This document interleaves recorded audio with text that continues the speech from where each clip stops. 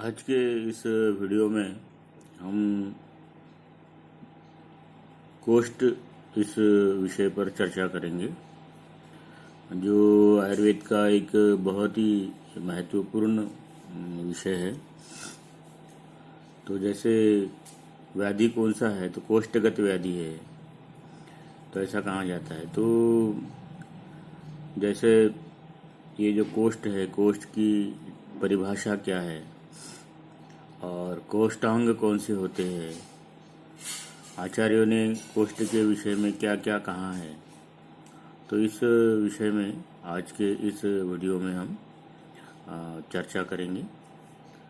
तो कोष्ठ कोष्ठ तो कोष्ठ शारीर जो विषय है, तो हम कोष्ठ किसे कहते हैं, तो प्रायः हम देखते हैं कि जो पेटी है, जो संदूक है, उसे हम कोष्ठ कहते हैं।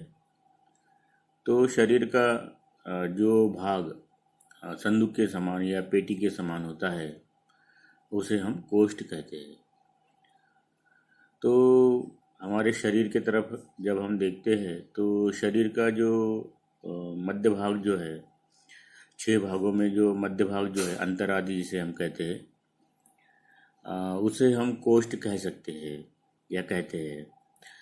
तो यदि आधुनिक दृष्टि से जब हम देखते हैं, तो उसके जो है थोरैक्स, एब्डोमेन और पेल्विस, ये जो भाग जो है, ये इस कोष्ठ के अंतर्गत आते हैं। तो इस कोष्ठ में जो है कौन से महत्वपूर्ण अंग होते हैं, बहुत सारे महत्वपूर्ण अंग इस कोष्ठ में रहते हैं। तो ये जो कोष्ठ जो है वो इस अंगों की सुरक्षा करता है, या ये अंग जो है इस कोष्ठ में जो है वह सुरक्षित रहते हैं। तो जैसे कि स्टमक है, आमाशय, अग्न्याशय, पैनक्रियाज, पक्वाशय जिसे हम लार्ज इंटेस्टाइन कहेंगे, मूत्राशय, यूरिनरी ब्लैडर आदि जो महत्वपूर्ण अंग जो है इस कोष्ठ में जो है वह सुरक्षित रहते हैं। तो ये जो कोष्ठ जैसे संदूक के समान होते हैं, तो ये अवकाश युक्त स्थान होते हैं, मतलब अंदर से जो है वो खोखले होते हैं। तो एक तो जहाँ पर ये अंग रखे हैं वह कोष्ठ, वो खोखला है, और जो अंग रखे हैं वो भी खोखले ही होते हैं। तो जो कोष्ठांग जो है, अर्थात जो कोष्ठ में रहते हैं वो कोष्ठांग, तो कोष्ठांग भी खोखले होते हैं और कोष्ठ भी खोखला होता है। तो इस प्रकार से कोष्ठ शब्द से जो है सिर्फ ये जो कोष्ठ जो है, जैसे थोरैक्स, एब्डोमेन एंड पेल्विस, यही नहीं तो इनमें रहने वाले जो अंग जो है उन्हें भी हम कोष्ठ कह सकते हैं, क्योंकि वो भी अंदर से खोखले होते हैं, वहाँ पर भी कुछ ना कुछ रखा होता है। तो आचार्य चरक ने कहा है कि जो महास्रोत जो है उसे उन्होंने कोष्ठ कहा है। तो महास्रोतस जैसे मुख से गुद तक जो है ये महास्रोतस फैला हुआ है, और ये महास्रोतस जो है इसके बहुत सारे अंग जो है ये इस शरीर के मध्य भाग में, अर्थात थोरैक्स, एब्डोमेन और पेल्विस में ही होते हैं। तो महास्रोतस को ही आचार्य चरक ने कोष्ठ माना है, क्योंकि ये सभी इस मध्य भाग में ही, या महास्रोतस के बहुत सारे अंग जो है इस मध्य भाग में ही रहते हैं। आचार्य सुश्रुत ने जो है इस कोष्ठ की व्याख्या बतलाई है कि स्थानान्यमाग्नि पक्वानां मूत्रस्य रुधिरस्य च हृद उंडुक पुप्सस्य कोष्ठ इत्याभिधीयते।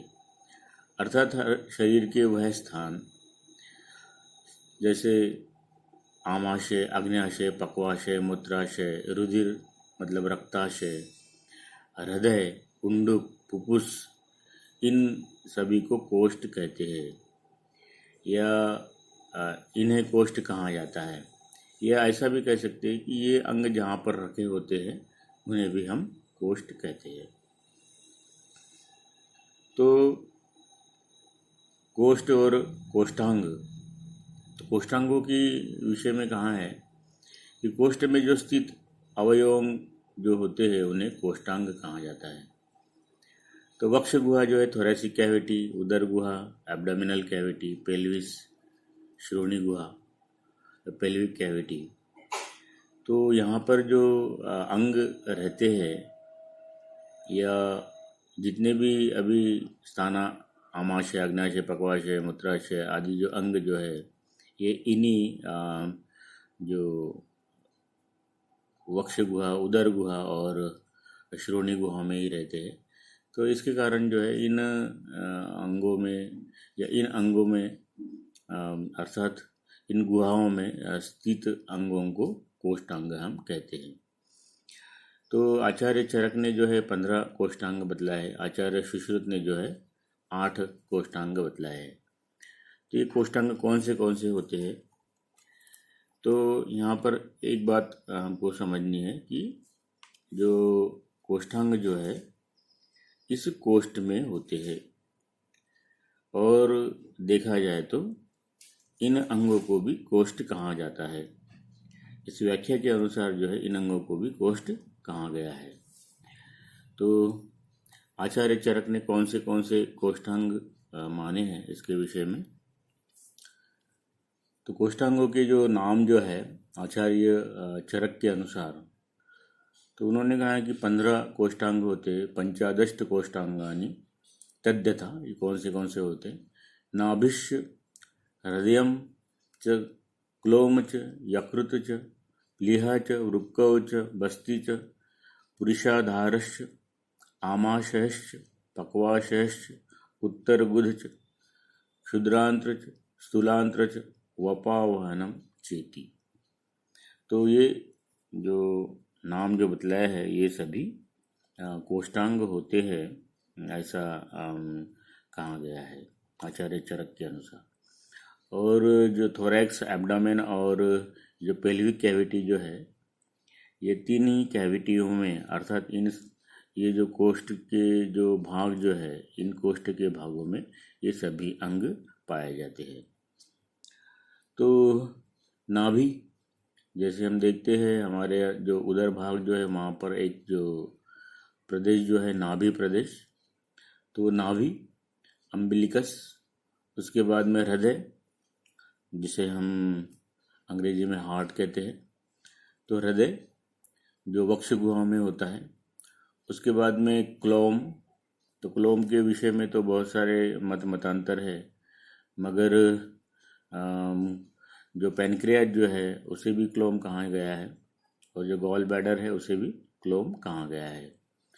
तो क्लोम जो दोनों उदर गुहा में होते हैं। उसके बाद में लीवर, यकृत, तो यकृत जो है ये जब हमने हृदय देखा था तो वहाँ पे लिखा था कि जो हृदय के दक्षिण अधोभाग में यकृत होता है, तो यकृत।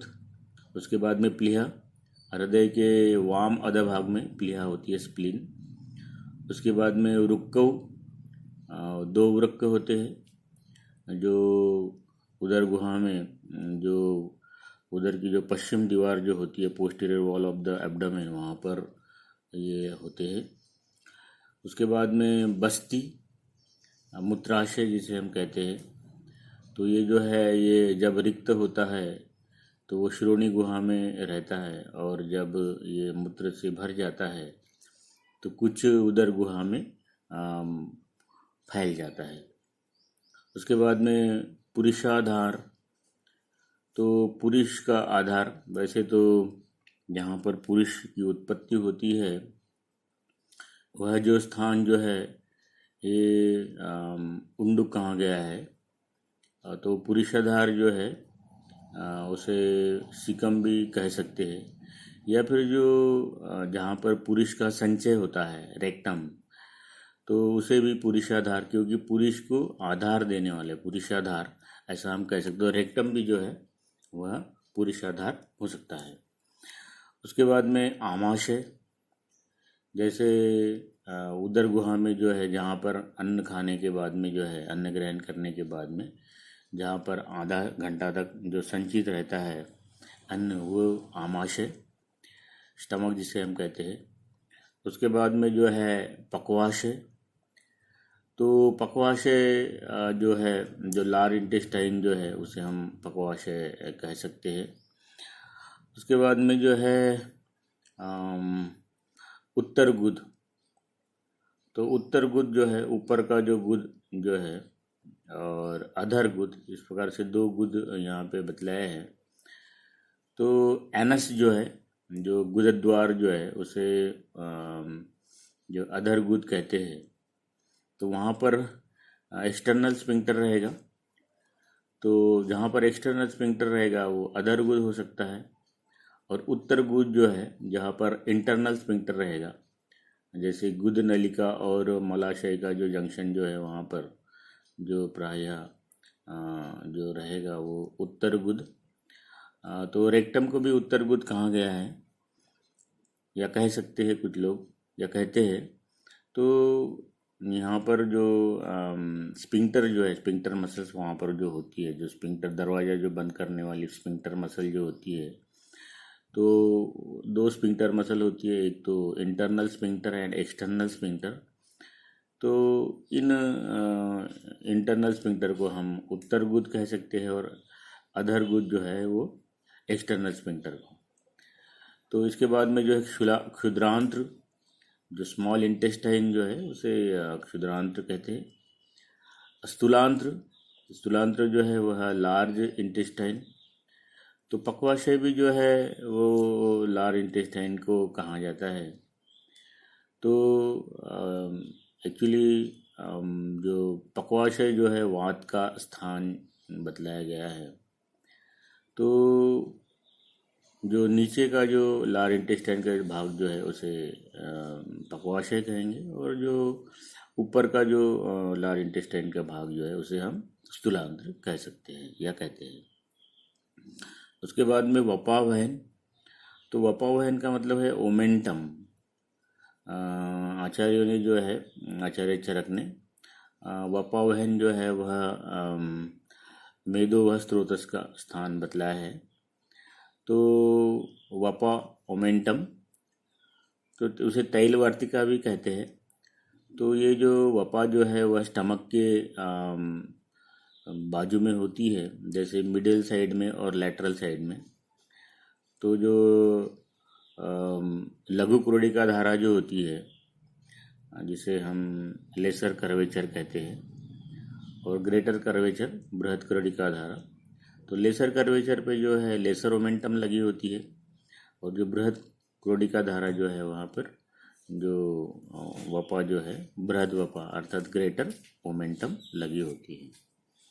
तो इस प्रकार से ये जो वपा जो है, ये वपा एक फैट से भरी हुई एक झिल्ली के समान रचना होती है, जिसे हम वपा वहन कहते हैं, ओमेंटम। और आयुर्वेद में इस वपा वहन को ही तैलवर्तिका भी कहा जाता है। तो इस प्रकार से आचार्य चरक ने जो 15 कोष्ठांग जो बतलाए है, इनके नाम इस प्रकार से शास्त्र में बतलाए गए हैं।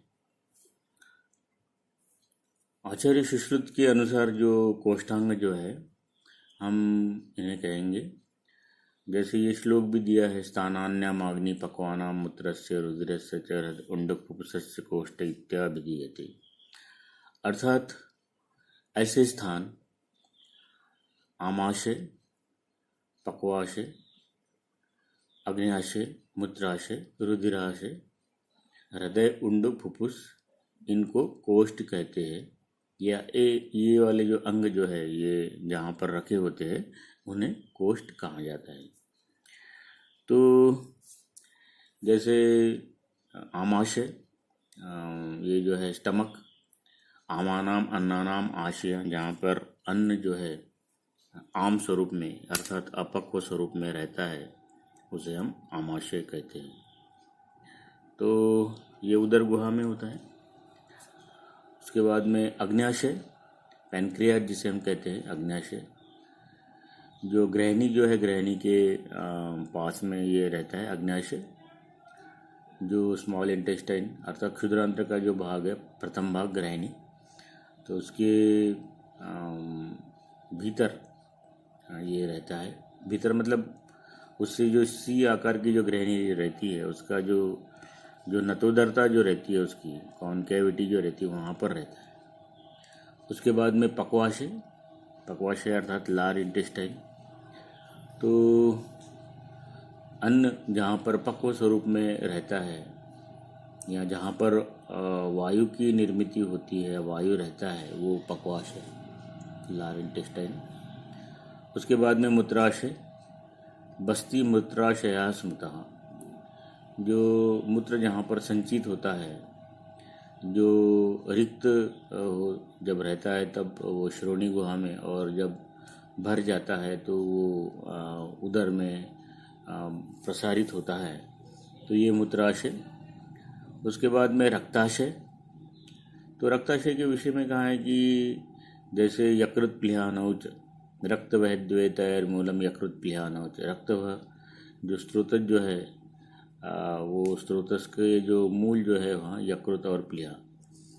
तो यहाँ पर जो है रक्त रहता है, क्योंकि इन अंगों से रक्त जो है आगे की ओर जब बढ़ता है तो वो मंद गति से बहता है, या जो रक्त जो है इन अंगों के भीतर जब आगे बढ़ता है तो वो मंद गति से बहता है। इसलिए वहाँ पर जो है रक्त अन्य अंगों के अपेक्षा यहाँ पर अधिक काल तक रहता है, इसलिए इन्हें रक्ताशय कहा गया है।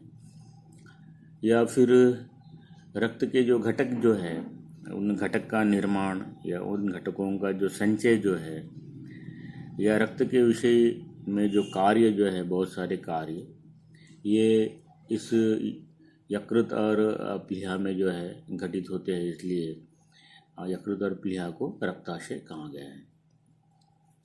उसके बाद में हृदय। तो हृदय में भी रक्त रहता है, मगर कुछ देर तक ही रहता है। तो ये जो हृदय जो है, ये वक्ष गुहा में होता है। उसके बाद में उंडुक, सीकम। तो ये जो उंडुक जो है, जहाँ पर स्मॉल इंटेस्टाइन, लार इंटेस्टाइन से जुड़ी जाती है, क्षुद्रांत्र बृहदांत्र से जहाँ पर जुड़ती है, तो ये जो है ये इस उंडुक के ऊपर जुड़ती है या ऊपरी सिरे पर जुड़ती है। तो ये उंडुक जो है, ये सार किट विभाजन का कार्य करता है, अर्थात जो मल जो है, उस मल को रस धातु से पृथक करने का, या सार का मतलब श्रेष्ठ भाग और मल भाग, इनको पृथक करने का काम इस उंडुक के द्वारा होता है। उसके बाद में जो है फुफ्फुस, लंग्स। तो हम देखते हैं कि लंग जो है वह वक्ष गुहा में होते हैं। जैसे हृदय का जब स्थान बतलाया है, तो दोनों फुफ्फुसों के मध्य में या दोनों स्तनों के मध्य में हृदय होता है।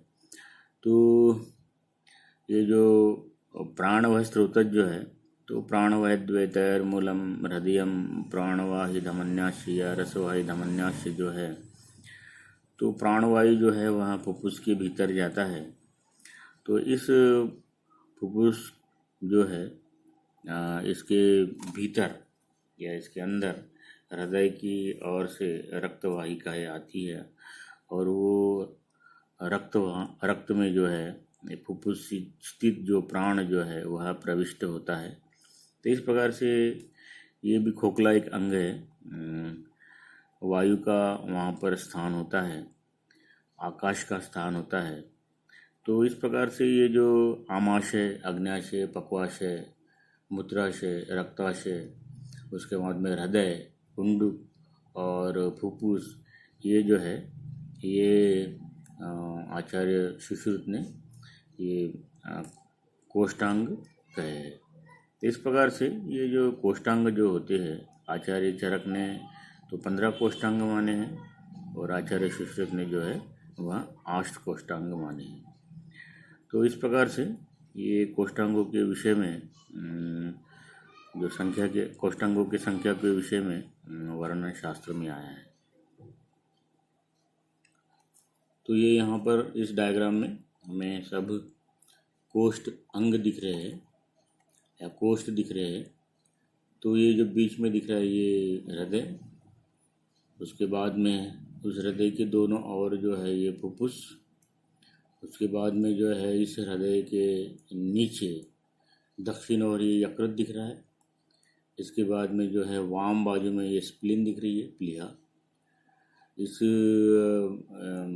उदर गुहा में जो लेफ्ट साइड में ऊपर की ओर ये स्टमक आमाशय है। उसके बाद में जो है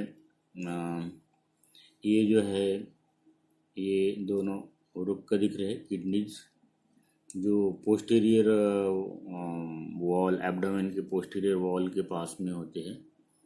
उसके बाद में ये जो दिख रहा है ये फ्रेम के समान, ये लार इंटेस्टाइन अर्थात पक्वाशय।